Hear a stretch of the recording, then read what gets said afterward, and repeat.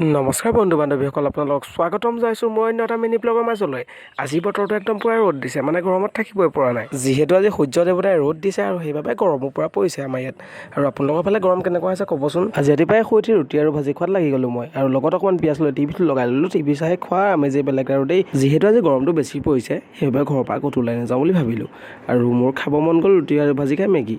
আৰু মেগীটো খাবলৈ হ'লে নিজে বনাব লাগিব। গেছটো জ্বলাই পিনি চচটোৰ ওপৰত পাতি দিলোঁ। এতিয়া মেগী পেকেট খুলি মেগী পেকেট মই তাৰ ওপৰত দি দিলোঁ। আৰু তাৰ পাছতে মই মেগী বনোৱাত লাগি গ'লোঁ। আৰু অলপ দেৰি ৰৈ পিনি এতিয়া মই মছলা দিলোঁ। মছলা মানে মেগী লগতে অহা মছলা দিছোঁ আৰু বেলেগ ধৰণৰ মছলা ইউজ কৰা নাই। মেগী খাইহে ঘৰত আম অলপ দেখিলোঁ। আমখিনি খাবলৈ মন আছিল, খালি কটা হেলাওতে আমখিনি নাখালোঁ মই। যিহেতু গৰমত আইচক্ৰীম খায়ো ভাল লাগে দিয়ক।